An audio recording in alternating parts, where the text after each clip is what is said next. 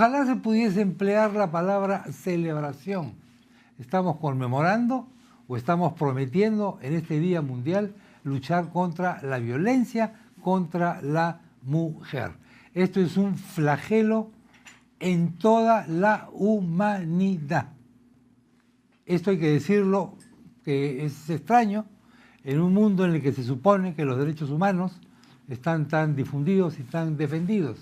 Y sin embargo parece que tenemos todavía un apartheid antifemenino en materia de violencia. La doctora Carolina Garcés. ¿Cómo está, doctora? Gracias por a usted estar por con la nosotros. invitación. ¿Hay más violencia contra la mujer o lo que ocurre es que hay más información sobre el caso? Porque estamos más sensibilizados. Yo creo que hay que empezar por decir que a pesar de que definitivamente hay problemas que ahora vamos a conversar, también es verdad que ha habido un avance, en primer lugar, en el marco normativo, como bien mencionaba usted, en el tema de establecimiento de normas nacionales e internacionales, que son obligatorias aquí, que establecen los derechos de la mujer, que los reconocen. Y por otro lado, esto más el trabajo de la sociedad civil y del Estado también ha hecho que muchas mujeres también comiencen a romper su silencio, cosa que no es fácil, y comiencen también a denunciar. Ahora, eso no quita que efectivamente, más allá de los avances que hayan, persistan todavía situaciones de discriminación y por ende de violencia manifestadas a través de ¿qué? De una serie de conductas que responden a patrones que todavía están arraigados en nuestra sociedad y por ende también en muchos de nuestros funcionarios y funcionarias que hay que eliminar, porque estos patrones arraigados lo que hacen es entender todavía que la mujer es controlada por el hombre. Ahora, de todas maneras hay un límite entre lo que podríamos llamar una mentalidad patriarcal de que el hombre debe dominar, el hombre debe controlar, y los golpes físicos y la matanza.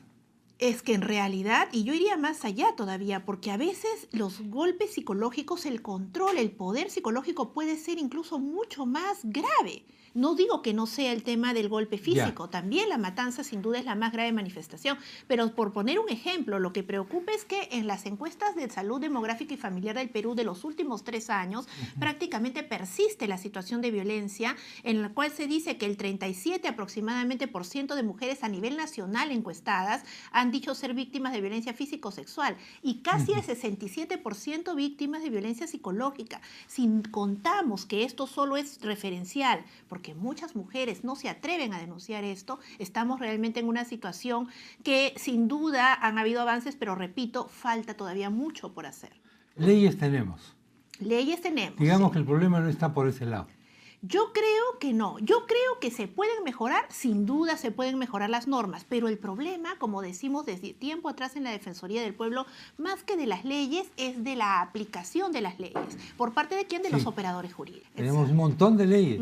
Que comenzar a transformar a la sociedad también, y en eso todos tenemos, desde el Estado y también desde la sociedad civil y medios de comunicación, una misión que cumplir en el marco de nuestras funciones, ¿no? En general, todos los medios de comunicación y ciertas entidades del Estado alientan a la mujer a que denuncie los abusos. Efectivamente. Y eso suena muy bien, pero la pregunta es, ¿qué hace la sociedad y el Estado inmediatamente después de que la mujer ha ido a denunciar un abuso? La situación, la preocupación que ha tenido la Defensoría del Pueblo desde el inicio de sus funciones. ¿Por qué? Porque efectivamente se ha avanzado mucho en las normas, se ha avanzado mucho en que las mujeres vayan denunciando, pero también es verdad que una vez que rompen este silencio, a veces la situación se puede complicar cuando no respondemos como debe ser, cuando no recibimos la denuncia, por ejemplo, en la policía, o cuando habiéndola recibido no se emiten medidas de protección, y entonces regresa, como bien usted dice, a la casa donde el agresor, al verla y al enterarse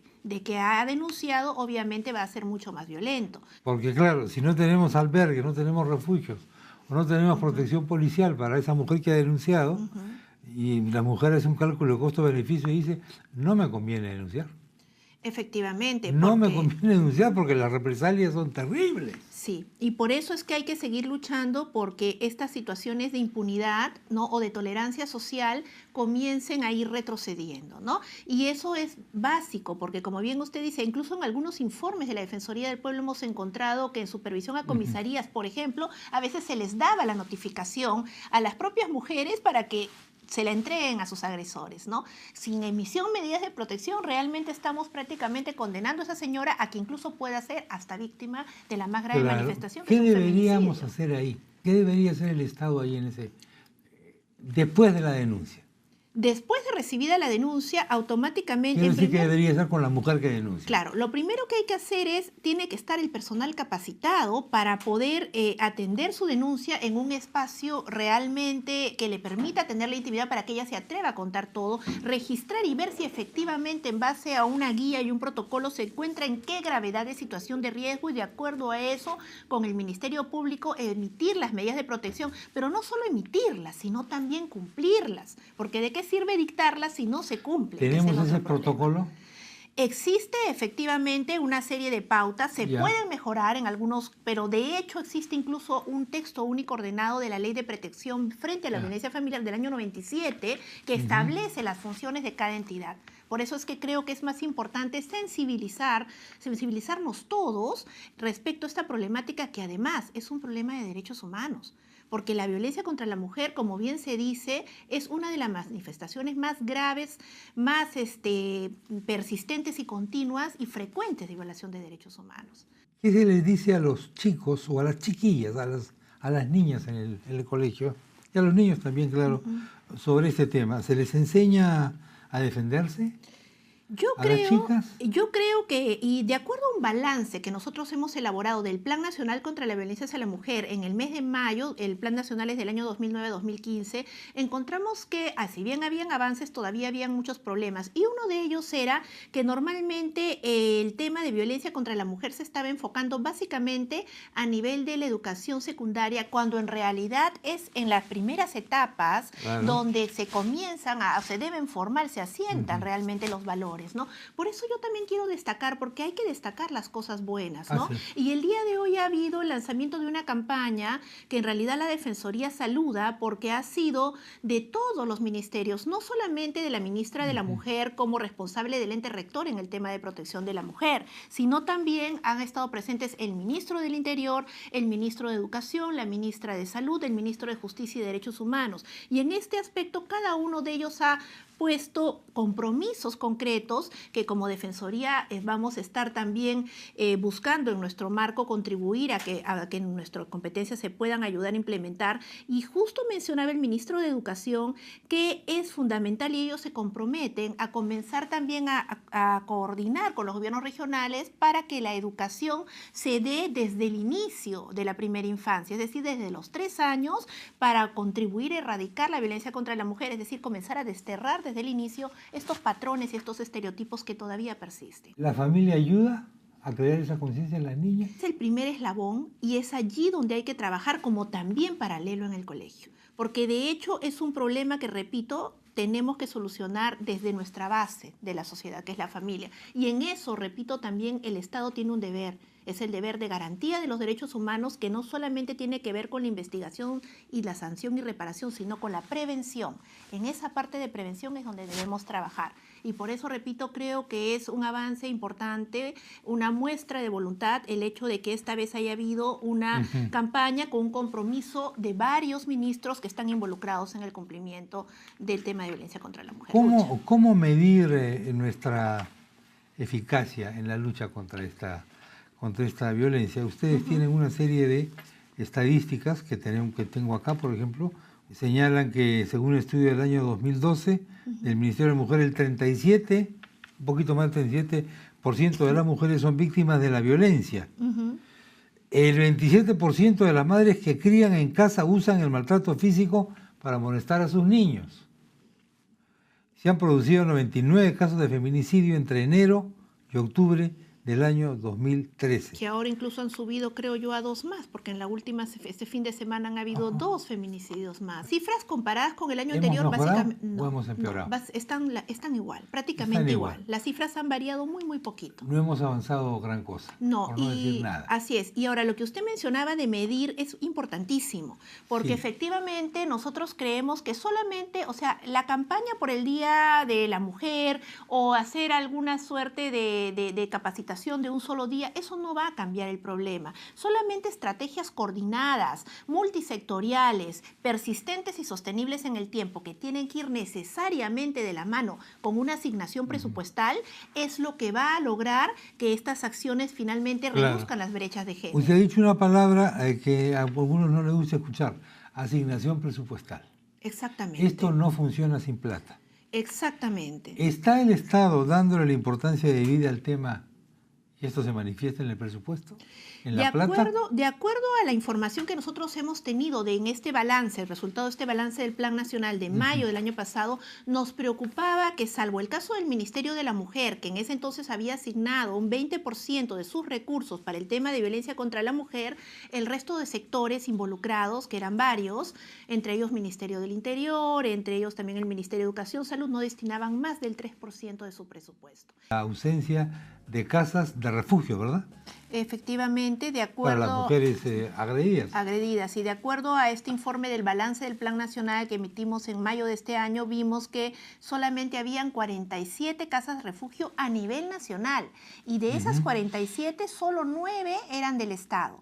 Pero es más, de esas 9, de acuerdo a un viaje que recientemente hemos hecho como Defensoría del Pueblo a Apurímac, una de ellas estaba en Apurímac y no estaba funcionando. Entonces, en realidad, son 8 las casas refugio a nivel del Estado, ¿no? Y definitivamente, pues, necesita ese tipo de sistemas como creación de casa refugio temporal para que las mujeres puedan, digamos, rehabilitarse y poder nuevamente enfrentar y salir de esta situación. Siempre surge la pregunta de si esto no es una forma de diluir las responsabilidades. Y no deberíamos tener más bien una especie de comando de defensa de la mujer o algo parecido. Yo creo que incluso cuando se trata de protección de derechos, el Estado crea sistemas, y los sistemas quieren decir que hay que hacer un trabajo coordinado entre los diferentes sectores y niveles de gobierno que tienen esas responsabilidades. Ese sistema sin duda tiene un ente rector, que por ejemplo en el caso de protección de derechos de la mujer es el Ministerio de la Mujer y Poblaciones Vulnerables. Pero el tema de que sea rectoría no quiere decir, o sea, da los lineamientos de política nacional, pero sin duda el resto de sectores involucrados y los niveles de gobierno involucrados tienen una responsabilidad que cumplir en el marco de sus competencias. Si no se hace este trabajo de manera coordinada y solo queda en una instancia, definitivamente no se va a poder trabajar, más aún en un Estado descentralizado como es el Estado peruano. ¿Cómo hacer que la preocupación por la violencia contra la mujer dé votos, doctora? En realidad se tiene que asumir y entender que el problema de violencia no es solo contra la mujer. El problema de violencia contra la mujer es un problema que afecta a toda la sociedad. Es, como bien se dice, un problema de salud pública que afecta al Estado en su conjunto y a la sociedad que forma parte de este. Mientras no entendamos esto, mientras no entendamos que esto no solamente limita los derechos de las mujeres, sino incluso el propio desarrollo del país, no vamos a poder eliminar esta persistencia de la tolerancia social y de los patrones que todavía están muy metidos en nuestras cabezas. Y para lograr eso, sin duda hay que incidir en el nivel en el tema de educación, y hay también que incidir en la toma de conciencia que nosotros como Estado y la sociedad también tiene que, digamos, asumir, ¿no? Recordando las cifras mencionadas anteriormente, aquí se establece que el 37% de las mujeres son víctimas de la violencia contra la mujer. ¿Qué meta realista deberíamos trazarnos para el próximo año? ¿Pasar del 37.2 a cuánto, más o menos? Yo creo, y ahí usted incide en un tema que es fundamental, el tema de poder plantear estrategias realmente viables parte de varias partes, y tiene que ver mucho también con el tema presupuestal. En primer lugar, determinar los problemas que hay, las brechas de género, ya sea en salud, en educación, en mortalidad materna, etc. Al determinar la brecha que existe ya sea en un gobierno regional o en el país en general, se ven las causas de esa brecha y las consecuencias. Y para eso se necesitan datos objetivos. El INEI ayuda en eso, aunque todavía es perfectible. Una vez que se determina la situación concreta, hay que asignar digamos, proyectos y programas viables que no solo queden en acciones aisladas, sino persistentes y continuas. Y al asignar eso tiene que ir de la mano con el presupuesto. Doctora Carolina Garcés, gracias por haber estado en el programa. Gracias. Muy buenas noches. Carolina Garcés Peralta, adjunta para los derechos de la mujer de la Defensoría del Pueblo.